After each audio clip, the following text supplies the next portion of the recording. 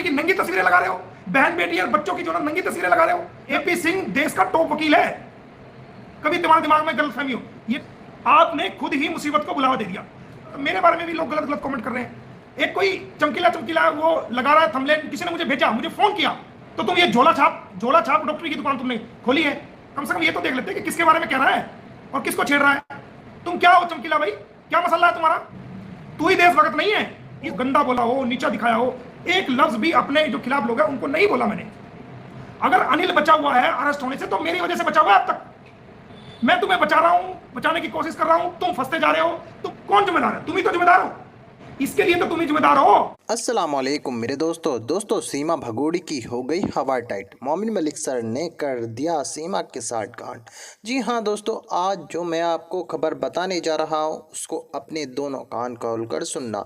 जी हाँ दोस्तों, मेरी खबर आज जो खबर आई है मोमिन मलिक सर की वो बहुत बड़ी है और वो मैं पूरी डिटेल के साथ बताने जा रहा हूँ।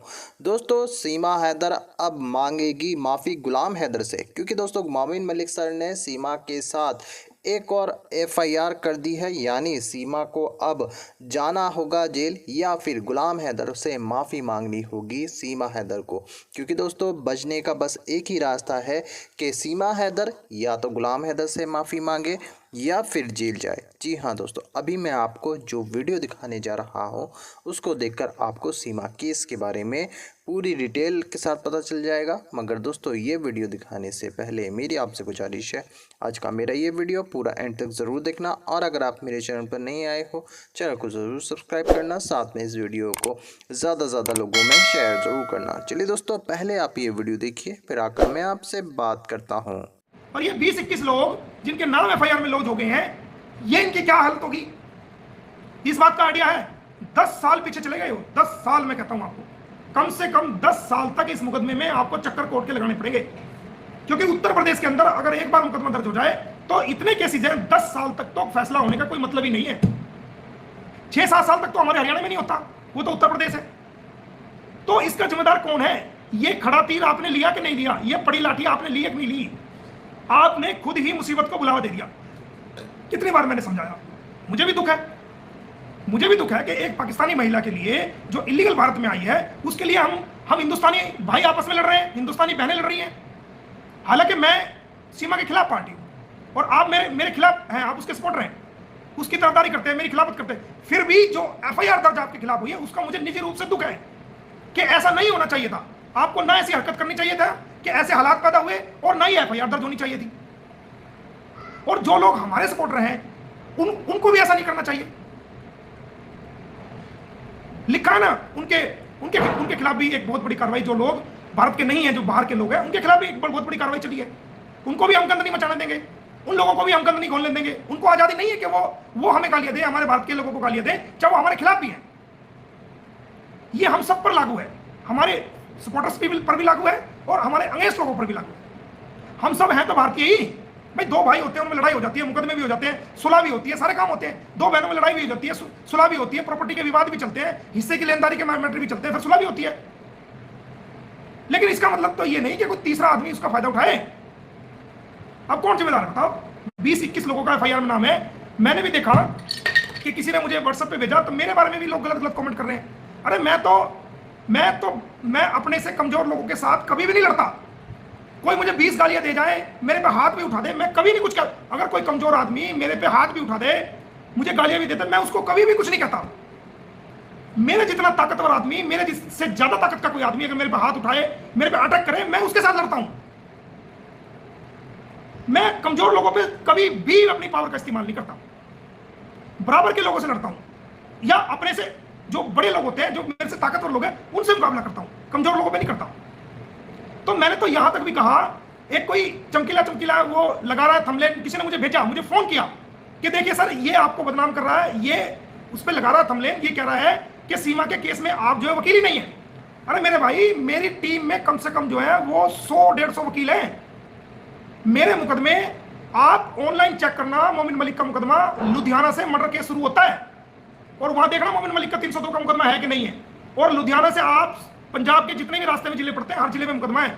इधर हिसार में आ जाओ, हिसार में 302 का मुकदमा है।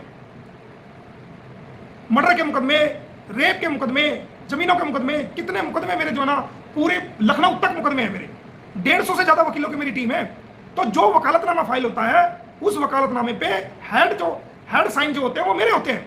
बाकी कम से कम 2 या 4, जैसे मौके के मुताबिक 5 या 10 जो वकील टीम के होते हैं उन सभी के साइन होते हैं। तो उस टीम में से जो व्यक्ति भी मौके पे पहुंच जाए वो जाके केस को अटेंड कर सकता है, क्योंकि हमारा लंबा चौड़ा नेटवर्क है, हमारे केसेस, नंबर ऑफ केसेस बहुत ज्यादा हैं। तो जो सीसपाल जी हैं वो भी हमारी टीम का एक हिस्सा है। वकालतनामा निकाल के देख लेना मोमिन मलिक के उस पर साइन है नहीं, मोमिन मलिक वकील है कि नहीं है। मुझे भी बदनाम करने की कोशिश की जा रही है। भाई मैं तो खड़ी हूं, मैन हूं, मैं तो वकील एडवोकेट, मेरे बारे में तू ऐसा बोल रहा है, और तुझे अपनी औकात में रहना चाहिए बेटा। ठीक है, तू इनसे दूसरे लोगों से पंगा ले रहा है, फला के नाम पे हॉस्पिटल बना रहा है, अपने आप को डॉक्टर बता रहा है, जी हम इलाज करेंगे और ये मेरा हॉस्पिटल है, हम इलाज करेंगे, हम ये करेंगे वो करेंगे। ठीक है, करता रहे, जो तेरे लेवल के लोग हैं उनका इलाज करता रहे, वो तेरा करते रहे, तुम जानो, तुम्हारा काम जाने, हमारे क्या लेना देना, हम तो तुझे जानते भी नहीं। लेकिन हमने पहले भी समझा था कि इंसान को अपनी चादर से फालतू पैर नहीं निकालने चाहिए।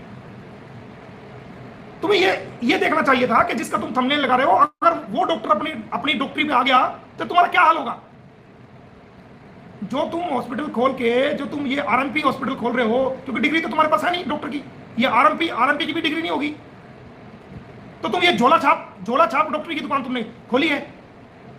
तुम लिखते हो ना डॉक्टर चमकीला, डॉक्टर फला, डॉक्टर फला, डॉक्टर फला, तो डॉक्टर कहां हो तुम, डिग्री कहां है तुम्हारे पास, और इलाज कैसा होता है, लोगों को तुम वहां पर बुला करके गालियां देते हो, समझाने के बावजूद भी तुम्हारी समझ में नहीं लगता। तो तुम तो आरएमपी डॉक्टर भी नहीं हो भाई, उससे भी नीचे हो, और पंगा ले रहे हो। तुम कहां किसके साथ पंगा ले रहे हो। थंबनेल लगाने से पहले, मेरे बारे में कहने से पहले एक बार फाइल चेक कर लेते कि वहां नाम है कि नहीं, ये क्या है, गुमराह कर रहे हो लोगों को, और कम से कम ये तो देख लेते कि किसके बारे में कह रहा है और किसको छेड़ रहा है। जिस इंसान ने एपी सिंह जैसे एडवोकेट के खिलाफ कानूनी कार्रवाई कर दी, तो तुम एपी सिंह से भी बड़े हो क्या। एपी सिंह देश का टॉप वकील है, कभी तुम्हारे दिमाग में गलतफहमी हो। ये ठीक है, उसने गलती करी, मेरे बारे में अपशब्दों का प्रयोग किया, लेकिन एपी सिंह देश का टॉप वकील है, कभी आप ये समझ रहे हो। बढ़िया वकीलों की गिनती में नाम है उसका। जो उसने हरकत करी वो वाकई घटिया थी, उसकी जितनी निंदा की जाए कम है, और उसने अपनी छवि को सुधारने के बजाय निर्भया कांड में इस सीमा की मदद करके अपनी छवि को खराब किया। लेकिन इसका मतलब यह नहीं कि वो वकील अच्छी श्रेणी का नहीं है। जब हमने उस अच्छी श्रेणी के वकील को नहीं बख्शा, उसको कानून के कटघरे में लाके खड़ा कर दिया गलती करने पर, तुम्हारा मसला क्या है। तुम क्या हो चमकीला भाई, क्या मसला है तुम्हारा। तू ही देशभक्त नहीं है इस दुनिया में। जो भारत की भूमि पर पैदा हो गया वो हर व्यक्ति देशभक्त है।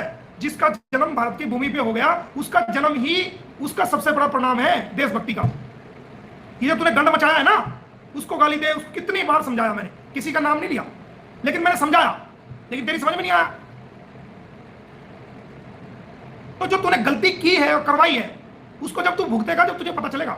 अरे मैंने तो आज तक जो हमारे खिलाफ लोग भी हैं उनको भी मैं अपनी बहनें मानता हूं, अपने से छोटी मानता हूं। किसी को गाली दी हो, गंदा बोला हो, नीचा दिखाया हो, एक लफ्ज भी अपने जो खिलाफ लोग हैं उनको नहीं बोला मैंने, ना मैं बोलना चाहता, ना मैं बोलूंगा, क्योंकि वो भी अपने लोग हैं। मैं तो हमेशा ये कहता हूं कि आप अपनी बात को रखें, मेरे खिलाफ भी रखें, कोई प्रॉब्लम नहीं, बट गाली गलौज का प्रयोग कोई व्यक्ति भी, चाहे वो हमारे सामने वाला है या हम सामने वाले हैं, एक दूसरे के प्रति ना करें, एक दूसरे के प्रति लांछन ना लगाएं, अपनी मर्यादा को ना लांगे।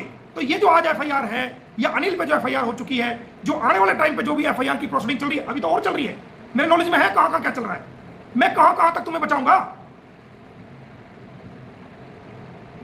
अगर अनिल बचा हुआ है अरेस्ट होने से तो मेरी वजह से बचा हुआ है अब तक, क्योंकि मैं बीच में हट रहा हूं कि हो सकता है उसको भूल सुधारने का मौका मिल जाए। अगर मैं बीच में ना हटता तो अब तक कभी का अनिल अरेस्ट हो लेता। तो मैं तुम्हें कहां गालीबाज हो, चाहे वो मेरी तरफ के हो या तुम्हारी दूसरे सामने वाले हो, मैं तुम्हें कहां तक समझाऊं और कहां तक बचाऊं।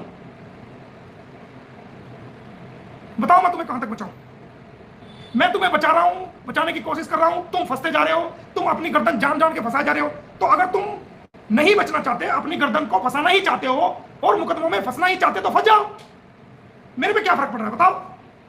तुम भुगतोगे या जिसने तुम्हारे खिलाफ मुकदमे दर्ज कराए हैं वो जाने, लड़ो मरो आपस में।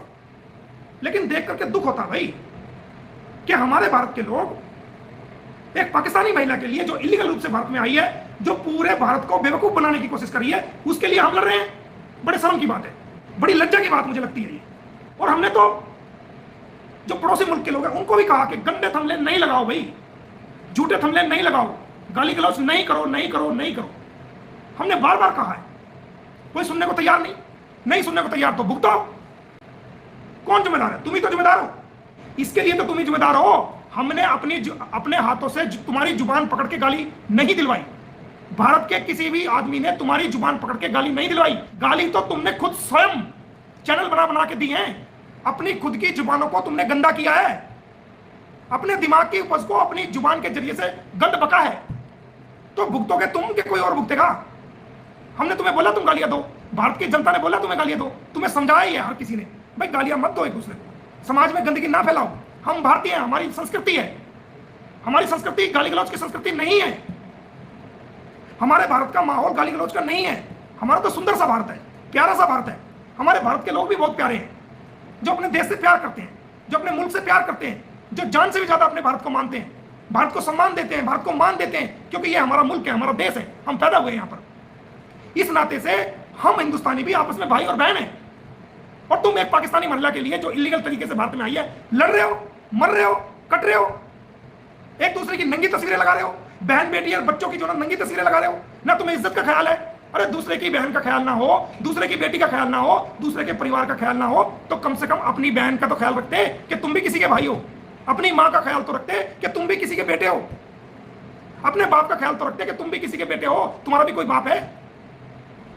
चलो तुम दूसरे के बारे में तो बोल रहे हो, गंद बक रहे हो, उनकी बहनों की तस्वीरें लगा रहे हो, उनके बच्चों की तस्वीरें लगा रहे हो, उनके जो ना माओ की तस्वीरें लगा रहे हो, गंद बक रहे हो। अरे कम से कम तुम्हारे भी तो माँ हैं, या तुम दीवारों से निकल के आए थे जब पैदा हुए थे?